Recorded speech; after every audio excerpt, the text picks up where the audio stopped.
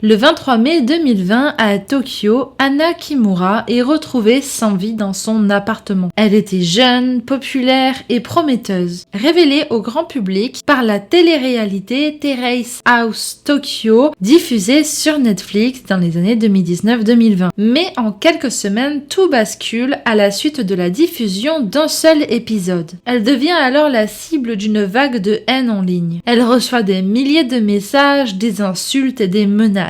Et ce, jusqu'à ce que la pression devienne insoutenable. Aujourd'hui, on va pas parler seulement d'un drame, on va parler aussi de ce qui se passe quand Internet se retourne contre une personne. Et pour bien comprendre cette histoire, il faut d'abord comprendre qui est Hana Kimura. Elle naît le 3 septembre 1997 à Yokohama au Japon. Dès ses premiers mois de vie, son destin semble déjà tout tracé. Sa mère, Kyoko Kimura, était elle-même catcheuse. Hana a donc grandi dans un univers où la scène, la performance et l'image font partie du quotidien. Son père, dont l'identité reste floue, est quant à lui indonésien. Ce qui fait qu'Hana est moitié japonaise, moitié indonésienne. Et au Japon, ça veut dire être différent. Très tôt, elle sera moquée et isolée par ses camarades d'école. Et ça restera une blessure pour elle. Hana grandit dans une espèce de dissonance où, à la maison, il y a la scène, le public, les gens qui admirent sa maman, et à l'école, elle est rejetée, isolée et moquée. En grandissant, Hana va comprendre le pouvoir du corps, de la performance et de l'image. En effet, dans le catch, on ne gagne pas seulement par la technique. On existe aussi grâce au charisme. En gros, par la façon d'occuper l'espace ou par l'énergie qu'on dégage. Le catch n'est pas un choix pour Hana, c'est une évidence. À 8 ans seulement, le 21 août 2005, elle monte déjà sur un ring. Ce jour-là, elle affronte Tani Mouse pour rien de plus que le championnat Ironman Heavy Metal de la Dramatic Dream Team. C'est une enfant de 8 ans contre une adulte. Pourtant, elle va soulever la ceinture. Bon, après, elle va perdre contre sa propre mère, Kyoko. On peut dire que ce combat, il est pas vraiment anodin. C'est un peu comme une transmission de la part de Kyoko à Hana. À partir de là, le ring devient le terrain de jeu de Hana. C'est un peu sa revanche sur toutes les moqueries qu'elle a pu subir. Les relations entre Hana et Kyoko, sa maman,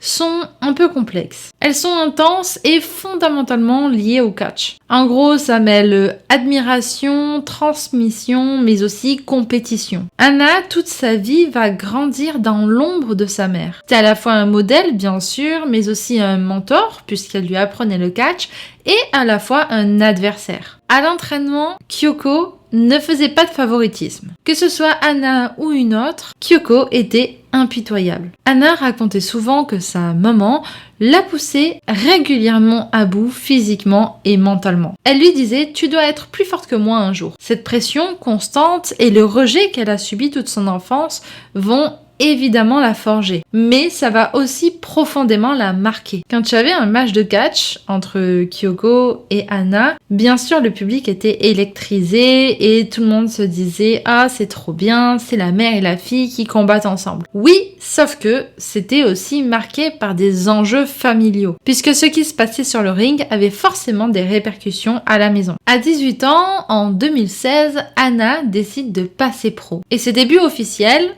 ont lieu le 30 mars 2016. Elle va perdre face à Reika Saeki, une catcheuse expérimentée. Mais la défaite ne la décourage pas. Au contraire, tout au long de 2016, elle va enchaîner les matchs avec Reika. Et très vite, les résultats vont arriver. Le 18 septembre 2016, elle remporte son premier titre, le Junior Championship JWP, en battant Yako Fujigasaki. Au niveau de la prononciation, je suis pas sûre, mais je fais de mon mieux. À 19 ans, elle est donc devenue championne. Mais Hana ne s'arrête pas là. Elle veut collecter les ceintures. Son style est technique, rapide et spectaculaire. Elle va devenir alors une figure à part entière du catch japonais. À 21 ans, Hana Kimura est au sommet. Le public l'adore, sur Twitter ses posts explosent et ses ceintures, un peu du style cyberpunk, deviennent cultes. Le public adore son énergie, son sourire, sa façon de transformer un match en show, et puis il faut dire qu'elle est jolie fille. Sur les réseaux, elle partage toute sa vie, que ce soit les entraînements, les tenues, les voyages, toutes les petites victoires du quotidien. 50 000 followers sur Twitter suivent tout ça. Elle a des centaines de likes par post. En gros, elle est un peu l'idole montante. Jusqu'au jour où tout bascule. Elle rejoint Terrace House. C'est une émission de télé-réalité qui va suivre 6 jeunes qui vivent ensemble. Ici, l'ambiance est plus calme, il n'y a pas de compétition permanente. Et il n'y a pas non plus d'explosion dramatique ou de disputes impressionnantes. L'idée au départ, c'est vraiment de regarder des interactions réelles entre des colocataires. Et ces colocataires, ils ne sont pas enfermés, comme on pourrait le voir dans Secret Story ou Love Story. Ils ont accès à l'extérieur, à leurs amis, à leur famille et même à leur téléphone portable. Et c'est précisément ce calme apparent qui rend cette télé-réalité intéressante. Parce que, en gros, les interactions, elles paraissent plus authentiques, plus naturelles, mais aussi plus spontanées. Et c'est ce que revendique la prod. En gros, c'est une télé-réalité différente parce qu'il n'y a pas de script. Mais en réalité, la mécanique reste la même, c'est-à-dire qu'il y a des gens qui sont filmés et que des milliers, voire des millions de gens vont regarder ça en pensant tout comprendre de la personnalité qu'ils sont en train de regarder. Le but du programme est de faire en sorte que les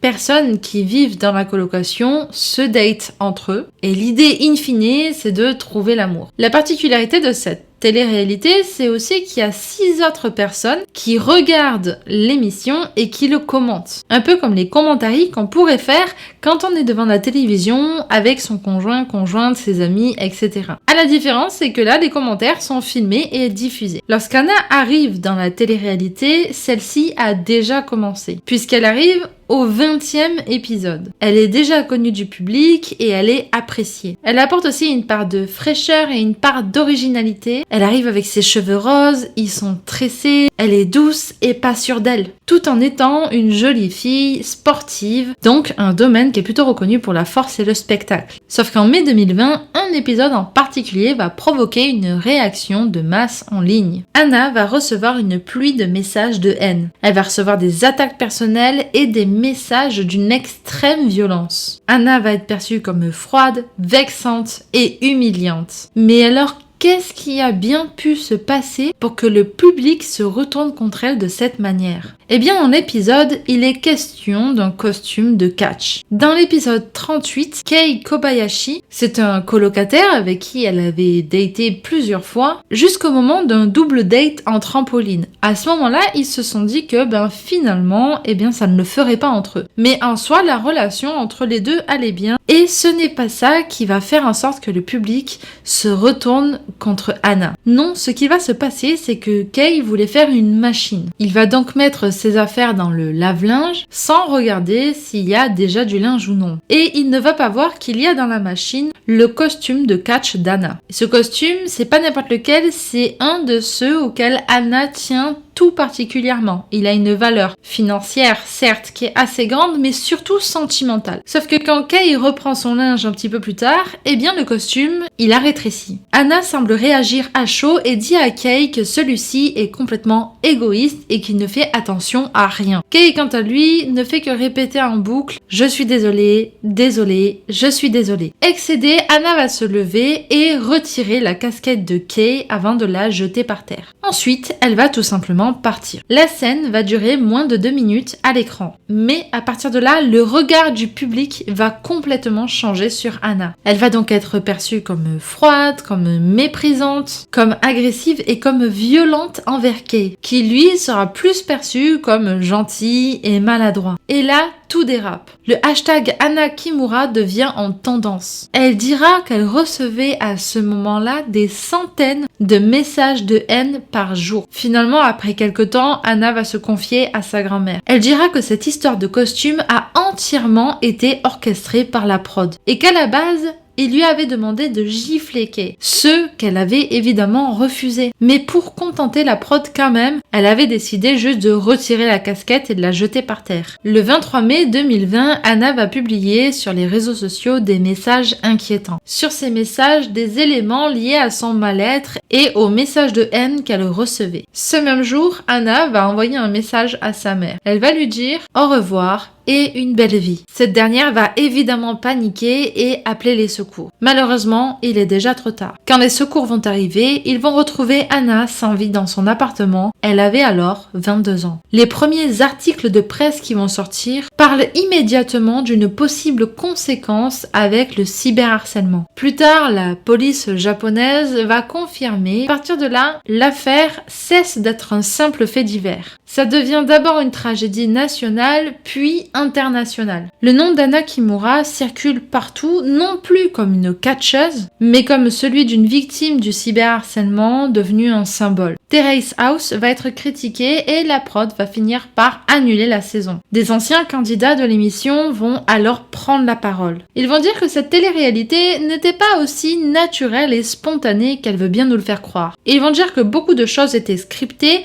et que la prod avait des idées bien précises de ce qui devait se passer dans la maison. Ils leur faisaient même retourner des scènes jusqu'à 3h du matin s'il le fallait. On est très loin du non-scriptage et de la spontanéité annoncée. D'ailleurs, plusieurs d'entre eux vont dire avoir vécu du cyberharcèlement à cause de cette émission. À savoir que les candidats pour passer dans l'émission étaient rémunérés mensuellement. Ils touchaient 1000$ par mois. Mais s'ils voulaient partir de l'émission, ils risquaient une amende de 10 000 $. Donc vous imaginez bien que même s'il y a harcèlement, même si c'est scripté, même si on est fatigué, même si on en a marre, eh bien on va rester. Parce que même si certains étaient un petit peu connus, comme Anna par exemple, on n'est pas non plus sur des millionnaires, des grandes stars, des gens avec beaucoup de célébrités. Effectivement, Anna avait 50 000 followers sur Twitter, mais c'est pas non plus une Madonna. C'est pas quelqu'un qui était millionnaire et qui avait des dizaines de milliers d'euros sur un compte pour ça. Et ce n'est pas avec les 1000$ de rémunération qu'ils vont pouvoir mettre de côté pour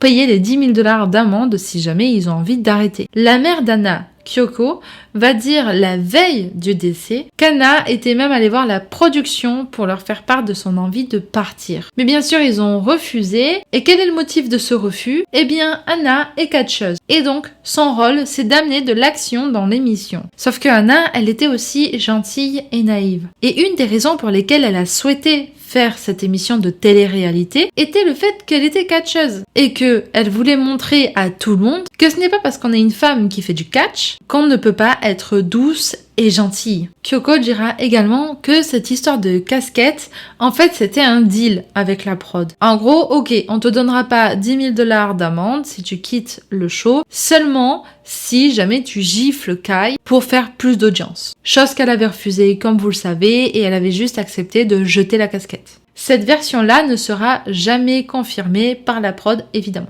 Alors bien sûr, après le décès d'Anna, Kyoko s'est effondrée. Elle a pris la parole lors des funérailles et a accusé le cyberharcèlement. Après ça, elle a même elle-même poursuivi un des cyberharceleurs. Parce que même après sa mort, il continuait à la cyberharceler. En gros, il disait que c'était tant mieux si elle était plus là, ce genre de truc. De ce que j'ai vu pour le punir, il a eu une amende de 9 000 yens. C'est à peu près 70-75 €. Kyoko a ensuite créé une fondation pour protéger les jeunes catcheuses. Et la prod de Terrace House ont toujours nié leur implication dans le décès d'Anna, ou même dans son cyberharcèlement. Quant à Kai, le principal intéressé quand même, il dira après le décès d'Anna que celle-ci était venue le voir pour s'excuser. Elle lui avait dit que c'était la prod qui lui avait demandé de faire ça. Et naturellement, il avait bien sûr accepté ses excuses. En vrai, ils s'entendaient bien et il n'y avait aucun problème entre eux. Aussi, il a dit que la prod avait demandé lors du double date en trampoline que Kai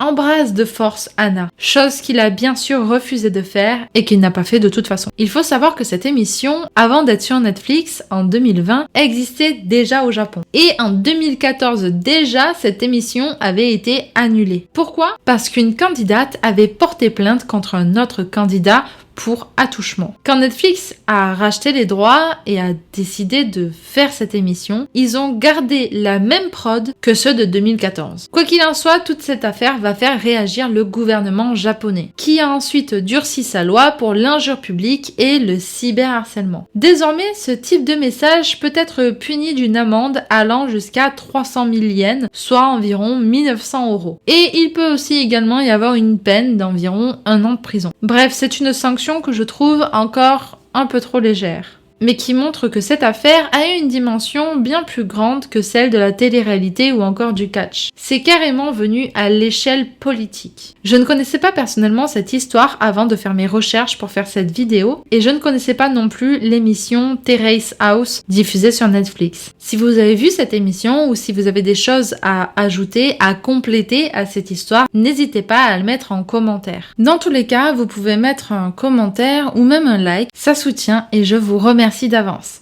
Quant à nous, on se dit à très bientôt pour une nouvelle vidéo.